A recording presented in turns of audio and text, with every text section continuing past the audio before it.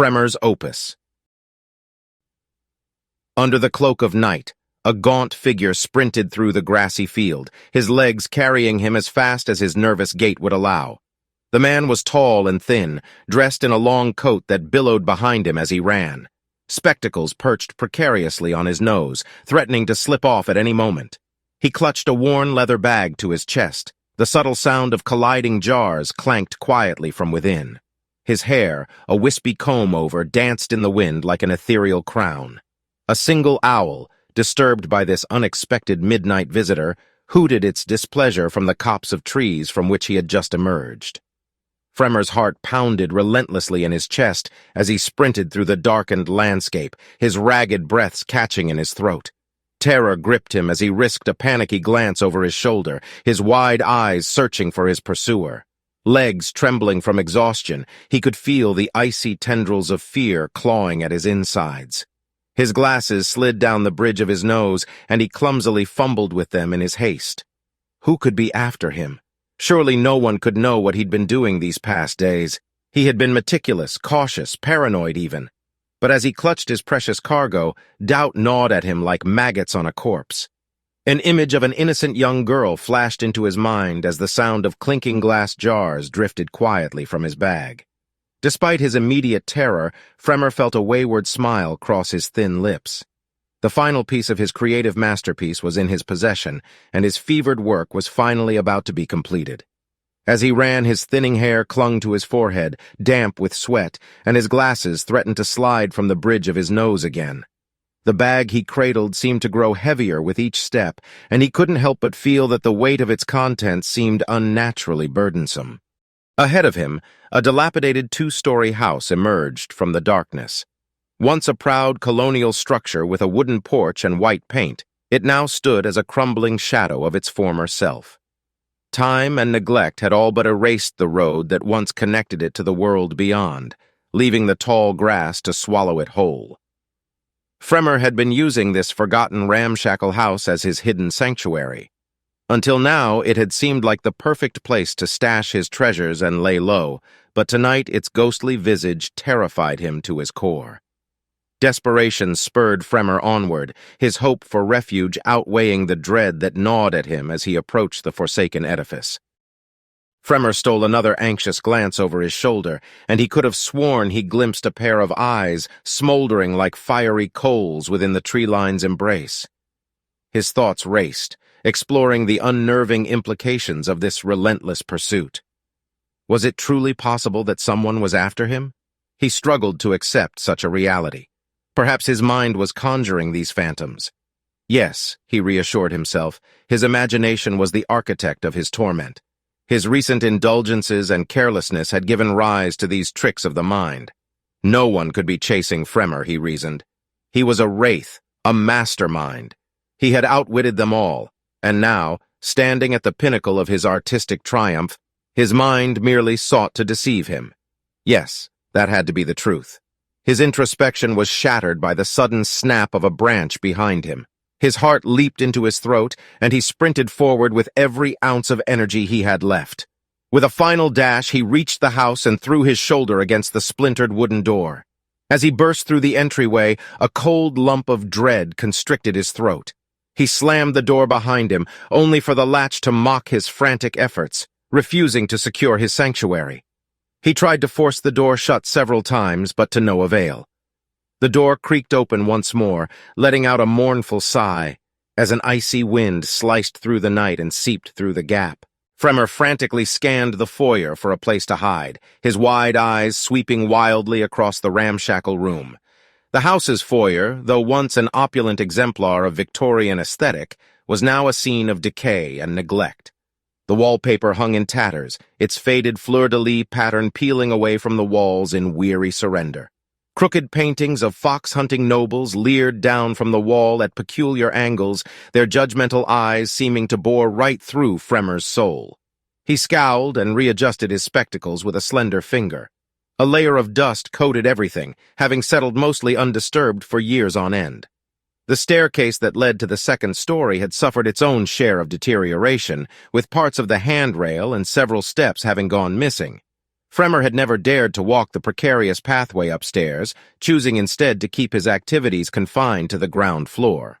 His nervous gaze came to rest at the end of the hallway, where a narrow, ornate table stood against the far wall.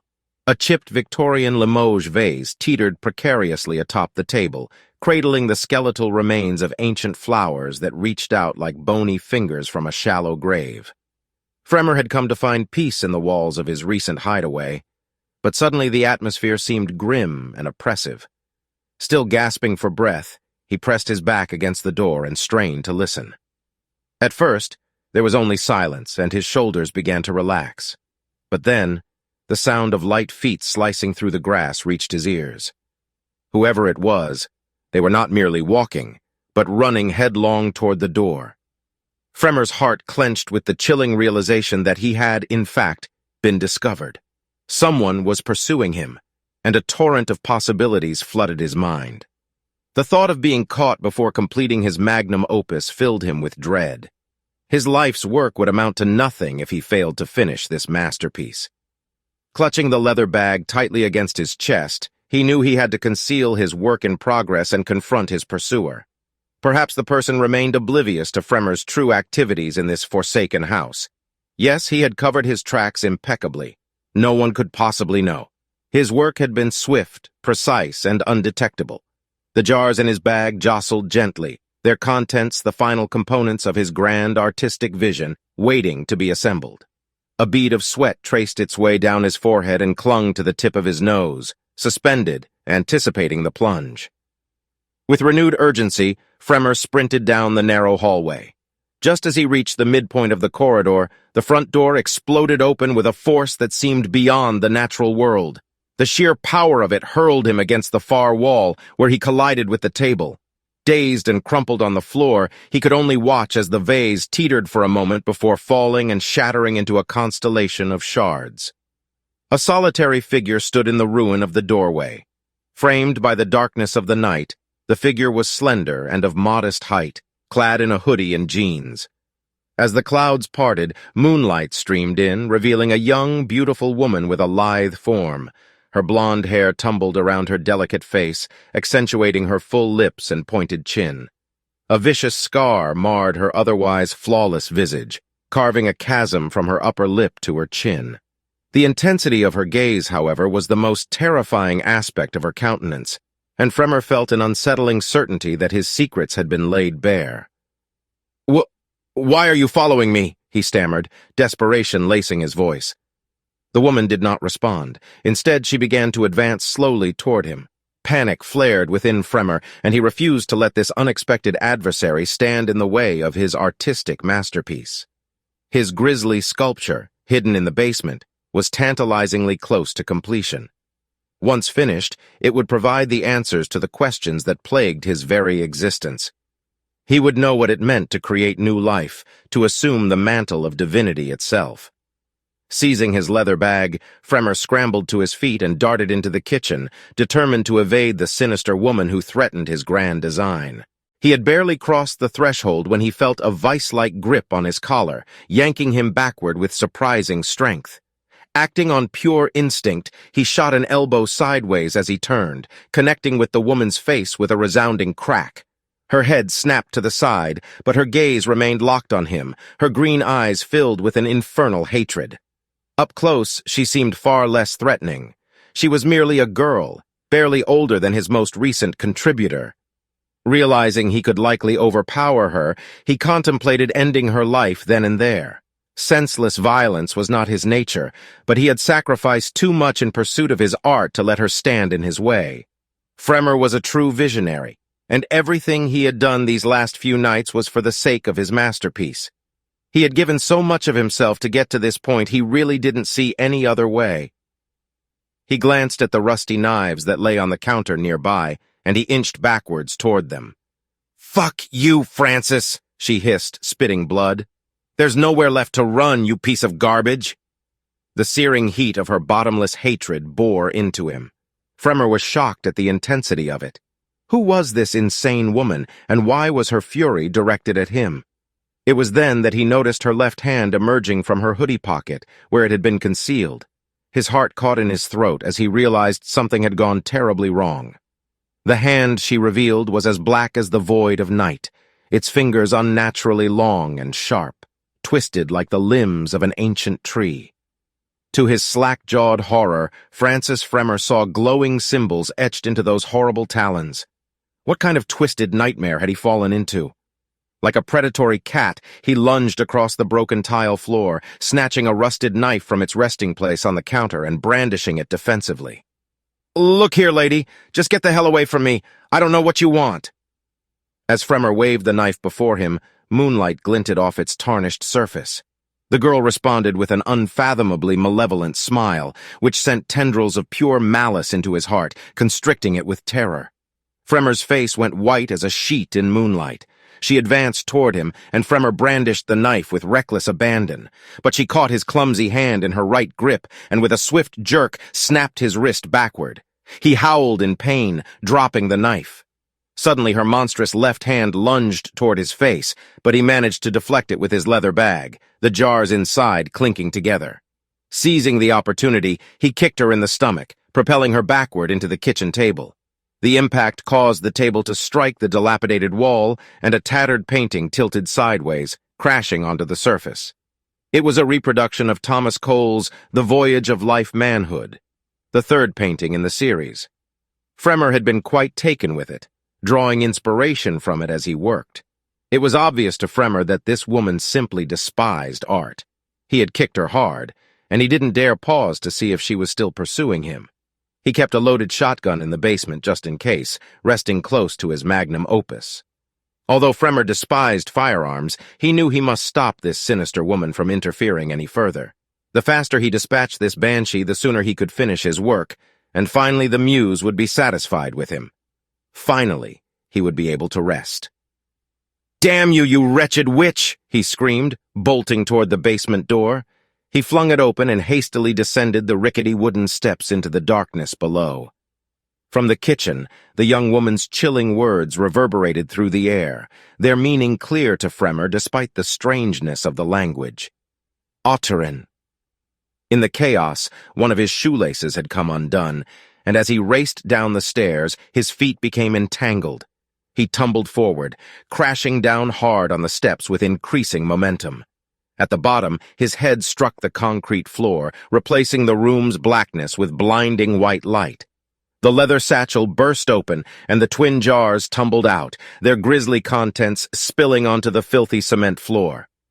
Searing pain and nausea washed over Fremmer as the woman's silhouette appeared at the top of the stairs. Letting out a desperate whimper, he crawled on his hands and knees like a worm toward his magnum opus.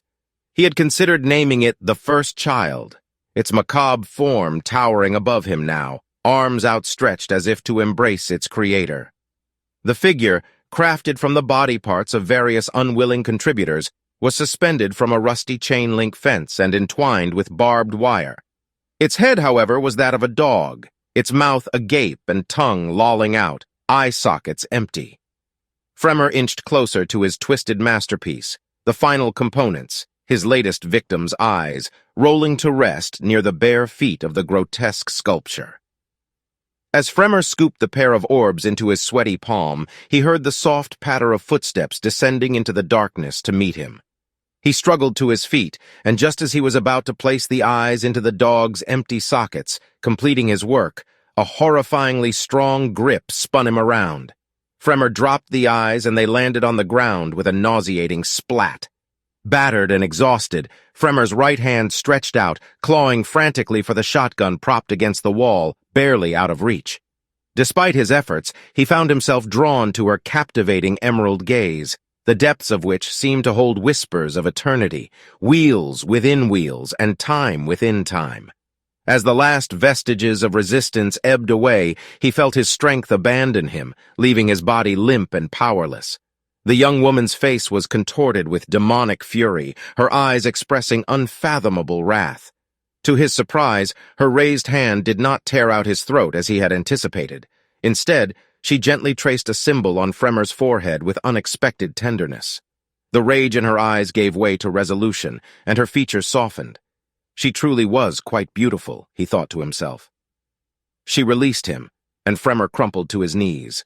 In an instant, the entirety of the universe screamed into his mind. Fremmer witnessed everything that ever had been, ever would be, or ever could be. He saw every tiny moment of his life, every idle thought, and every seemingly inconsequential choice that had led him down ever-darkening paths. He experienced them all at once, a crescendo of moments stacked upon one another, compressed into a single infinite point, constructing the framework of his horrible and tragic existence. He revisited the nights he had been left cold, hungry, bruised, and beaten, locked in a closet by his abusive father. He relived the betrayal and molestation he had endured at the hands of trusted teachers at the boys' school where he had been unceremoniously discarded. He felt every moment of cruelty, shame, and terror that had punctuated his regrettable life. He felt every twist and turn, every branch in the road, and every step that had led him inexorably to this very moment. And then he relived the sins of the last few nights, not only from his own perspective but from that of his innocent victims. He felt their horror. He felt their sorrow. He felt their deaths. For the first time, Fremmer truly understood the cosmic gravity of his deeds and of what he now realized he had chosen to become. He saw himself not as an artist, not even as a monster, but as a pathetic and broken shell of a man. "I'm so sorry," he whispered. As if understanding what must be done, the atomic bonds that held Francis J. Fremmer together relinquished their hold on each other of their own accord. The figure that had been Fremmer exhaled a deep sigh of absolution and slowly disintegrated into a pile of dust and ash. The young woman stood silently, her gaze fixed upon the remnants of Francis and the grotesque image of his so-called masterpiece. She sighed heavily with sorrow and resignation. She felt a small hand clasp hers and looked down to meet the melancholic blue eyes of a sweet young girl. There stood Sarah, barefoot in her white dress, so young, so innocent, and so tragically deceased. The woman's brow furrowed. "It's finished. You and the others are now free," she whispered softly, her eyes returning to the macabre sculpture. The young girl peered up at the woman, her eyes seeking an explanation. The woman averted her gaze. "But why? Why didn't you stop him before he did this? You could have." A heavy silence settled between them before the woman finally spoke. Swallowing hard, she replied, "I'm sorry. I truly am. I know it's difficult for you to understand, but that's simply not within my domain. I'm only allowed to repay. I wish I could have done more." Their conversation was interrupted by the shuffling of robed feet from behind. Emerging from the shadows, a tall, solemn man appeared, his face pallid but his eyes brimming with kindness. Little Sarah looked up at him with trepidation as he offered her a gentle smile and extended his large, pale hand. She hesitated. "Do not fear, little one. You are safe. You can go with him. He will watch over you on your journey." 3 young children stood behind the man, 2 boys and a girl, all smiling. The tallest of the boys gestured for Sarah to join them. Her frown lightened, and she let go of the blonde woman's hand to take the hand of the towering gray man instead. He smiled warmly, then reached into his pocket and produced a single coin. The woman glanced at his pale and chiseled face, knowing that in all the years she had known him, he had seldom spoken more than a dozen words to her. Familiar with the ritual, she accepted the coin with a forced smile and placed it gently in her hoodie pocket. The man, still holding Sarah's hand, offered a kind smile before he and the group stepped back into the shadows, venturing into whatever lay beyond.